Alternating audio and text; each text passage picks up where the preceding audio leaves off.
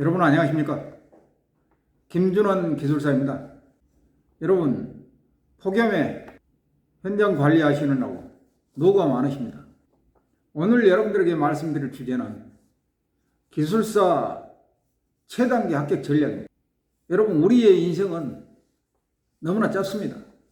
그래서 이 짧은 시간에 기술사 공부만 할 수는 없지 않습니까?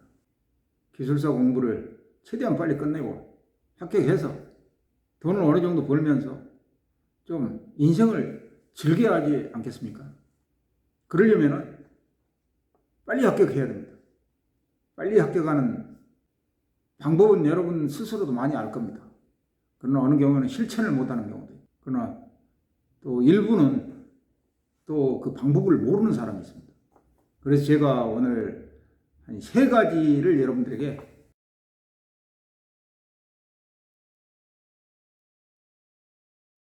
말씀드리려고 합니다. 저는 과거에 기술사 시험 공부를 아주 오랫동안 했습니다. 시험도 수도 없이 봤습니다. 이유는 요령을 몰랐고 또 고집을 많이 부렸기 때문에 그렇습니다. 제 생각인데 기술사 시험은 운이 한 20%, 요령이 40%, 공부가 40%라고 생각을 합니다. 그럼 공부는 하면 되지만 요령도 잘 부리면 되거든요. 그러기 위해서는 전략적으로 해야 됩니다. 첫째, 운전 면허 시험 공부처럼 기술사 공부를 해야 됩니다. 여러분 운전 면허 시험 100점 맞았다고 해서 누가 상 주고 그런 거 아니지 않습니까? 기술사 시험 평균 70점 맞았다고 해서 누가 상 줍니까? 60점만 넘기면 됩니다. 가장 잘 맞은 사람이, 잘한 사람이 60점 맞으면 60점 맞은 사람이 최고 잘한 겁니다. 그 이상은 필요도 없습니다. 여러분 성격 좋다고 해가지고 현장 관리를 잘하는 것도 아니지 않습니까? 현장에 가면 그 또의 상황이 또 다 다릅니다. 책대로 이루어지는 것이 없습니다.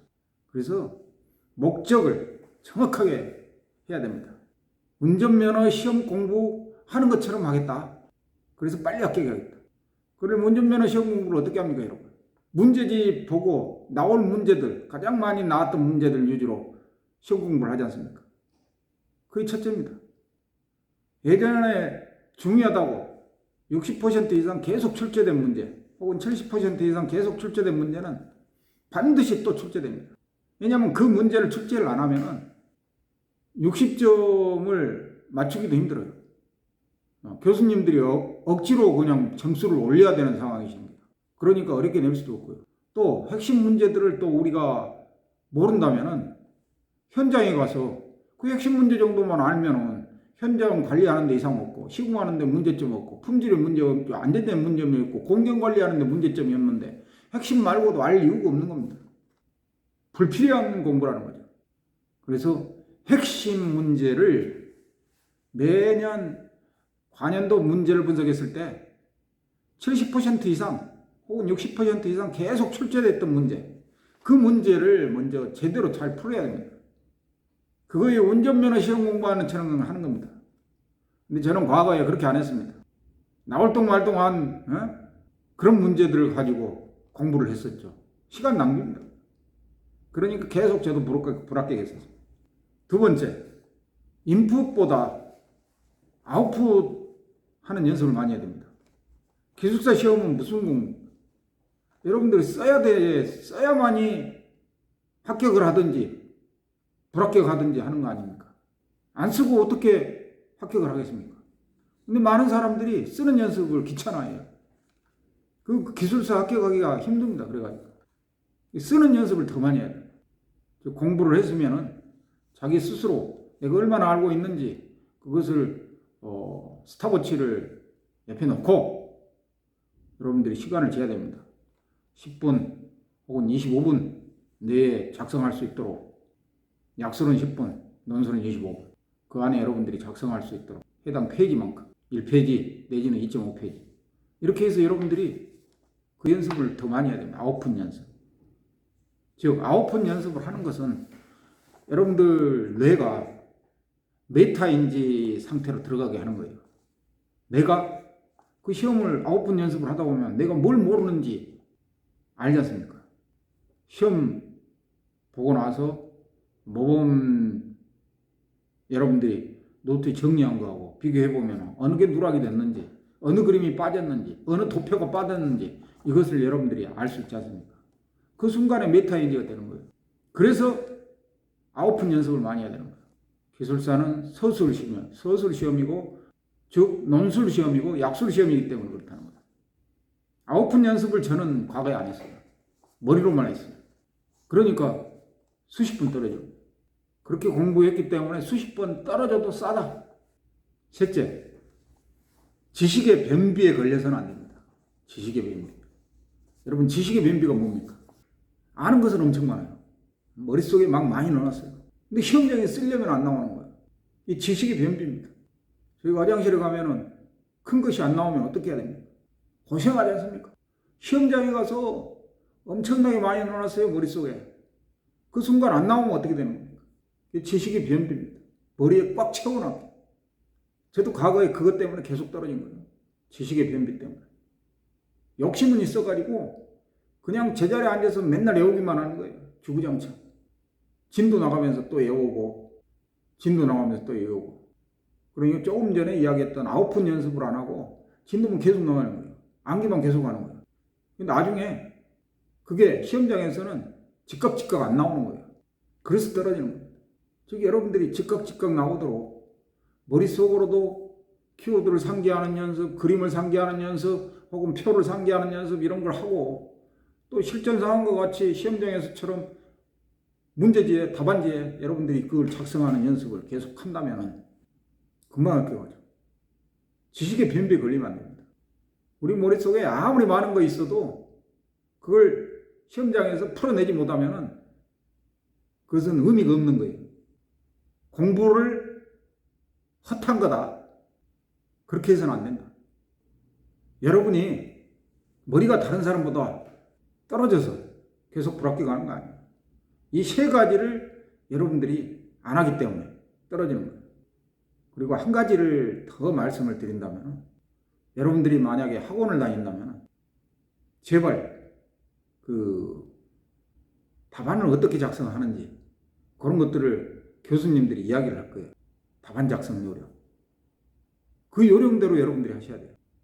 뭐 소제목은 예를 들어서 이렇게 3cm 이게 간다던가 몇 cm 이게 작성하고, 대제목은 몇 cm 이게 작성하고, 이런 것들을 여러분들이 그대로 따라가야 돼요. 그 다음에 표는 어떤 크기로 넣어야 된다. 표를 막 엄청나게 크게 키우면 그거 안 되는 거예요. 안성맞춤이라는 말 들어봤어요? 교수님들이 봤을 때 보기 좋고, 이 정도면은 합격할 만하네 이렇게 해야죠. 표만 찐땅하게 크게 그려놓으면은 교수님들이 알죠. 이 친구 아는 게 없으니까 표라도 큰 거 그려놨구나. 바로 그것은 점수를 많이 줄 수가 없죠. 표도 적정한 크기, 그림도 적정한 크기, 적정한 위치에, 이런 것들이 요령이거든요. 결국은 그 요령을 그대로 시험 당일날 혹은 평상시에 셀프 테스트 할 때 그 요령들을 그대로 적용을 하는 연습을 해야죠. 시험장에서는 당연히 해야 되고. 근데 그것을 안 하기 때문에 계속 불합격하는 일이 생기는 거예요. 저는 수없이 불합격했어요. 요령 때문에. 그런 교수들이 이야기하는 그 어떤 답안 작성 요령, 그 요령을 따르지 않아서. 예를 들면은 시공 경험을 대해서 좀 넣어야 된다, 써야 된다 하는데 고집은 있어가지고 계속 안 쓰는 거예요. 자기가 아는 것만 막 주구장창 쓰면. 이것은 여러분, 저는 그렇게 생각해요. 저는 뭐 학교 다닐 때 그렇게 공부를 뭐 잘한 사람은 아니었지만은 그냥 열심히 했던 사람이에요. 제가 이제 육군사관학교를 졸업하고 미국의 육군공병학교라는 곳이 있어요. 그 예국군 장교 중에서는 유일하게 우수한 졸업생. 그렇다고 뭐 영어를 잘해서 또 받은 것도 아니고 그저 요령을 알고 또 제 스스로 최선을 다한 거예요. 그리고 이제 기술사 시험도 마찬가지. 기술사 시험 할 때는 고집이 많았죠. 요령을 피울 줄 모르고 똥고집이라고 똥고집. 그것 때문에 많이 떨어졌어요. 학원 교수님이 뭐 이렇게 작성하세요 그러는데 제 마음대로 작성합니다. 떨어질 수밖에 없어요. 고생이 고생. 고집 피우다가는 고생이 많아. 교수님들은 자기들이 논문, 대학원 가면은 대학원 석사나 박사하면 교수님들이 논문 많이 검토하지 않습니까? 학사 같은 경우도 논문 비슷한 조그만 것을 쓰잖아요. 그런 것들을 교수님들이 맨날 검토해요. 검토하고 본인이 감수도 하고 본인이 서명해줘야지 또 석사, 박사 학위를 또 학생들은 수료를 할 수도 있고. 그렇기 때문에 이거 어떻게 작성해야 되는지, 어떻게 표가 들어가야 되는지, 그림이 들어가야 되는지 그분들은 맨날 그것만 본 거예요. 그 다음에 핵심적인 것은 맨 앞쪽에 전방에 위치를 시키고 이런 걸 자주 본 거예요. 근데 여러분 답안지 보면서 이것은 논문의 틀에 맞지도 않네? 뭣도 표도 없네? 그림도 없네? 글자만 있네? 이러면은 교수님들이 좋은 점수를 줄 수 없지 않습니까? 왜?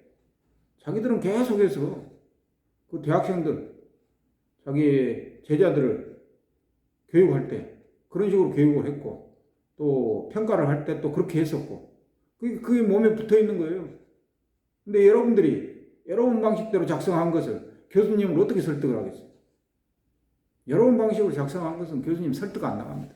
그분들은 그분들의 틀이 있고 또 보기 좋은 게 먹기 좋다는 말이 있지 않습니까?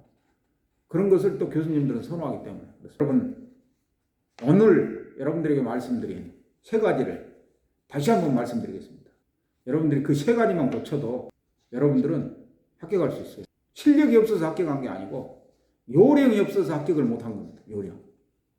제발 요령 부리고 고집 내려놓고 공부하시면 됩니다. 그리고 포기하지 않고 계속하면 돼요. 그러면 다 합격해요. 첫째, 운전면허 시험처럼 공부해야 된다. 욕심 부리면 안 됩니다. 70점 맞고 100점 맞을 생각을 하면 안 돼요. 나는 어떻게든 60점은 맞겠다 하고 공부를 해야 됩니다. 둘째, 아웃풋 하는 연습을 더 많이 해야 돼요. 변비 걸리지 않도록 머릿속에 쳐넣는 것만 능사가 아닙니다. 머리에 넣었으면은 그것을 꺼내는 연습을 해야 돼요. 즉, 메타인지 학습법을 하라는 거예요. 그래야만이 뭘 실수를 많이 하는지, 뭘 잘 쓰는지 구분이 되지 않습니까? 어떤 핵심 요소, 키워드가 빠졌는지, 어떤 표가 빠졌는지, 어떤 그림이 빠졌는지 여러분들이 그거 메타인지가 되는 거예요. 내가 뭐가 약한지, 강한지 이 구분이 안 되면 그 공부를 헛한 거야. 마지막으로 지식의 변비. 머리에 너무 넣지 말라는 거예요. 너무 많이 넣어서 안 나와요. 넣은 것은 잘 정리해서 키워드라든가 나올 수 있도록 만들어 놔야 돼요. 제 과거의 경험을 이야기했지 않습니까? 계속 앉아서 공부만 하고 인출 연습, 즉 아웃풋 연습도 안 하고 그냥 머릿속에만 집어넣은 거예요. 깨어러가지고 집어넣는 거예요. 진도만 막 나가는 거예요. 지식의 변비 걸려요. 변비. 써야 될 때 나오지 않는 거예요. 시간만 가는 거예요. 그래서 불합격하는 거예요. 여러분 운전면허 시험처럼 시험 공부처럼 기술사 공부를 해야 돼요. 그리고 아웃풋 하는 연습을 쓰는 연습, 서론, 본론, 결론을 쓰는 연습을 더 많이 해요. 마지막으로 머리에 암기하는 것만이 명사가 아닙니다. 암기하는 것보다 정리를 잘해야 돼요. 머리에서 나올 수 있도록 이미지 방법이라든가 머리 글자 방법이라든가 혹은 어떤 내용을 해서 암기하는 시간을 같이 해야 됩니다. 여러분 그러면은 모두가 합격할 수 있습니다. 이상 김준환 기술사였습니다. 감사합니다.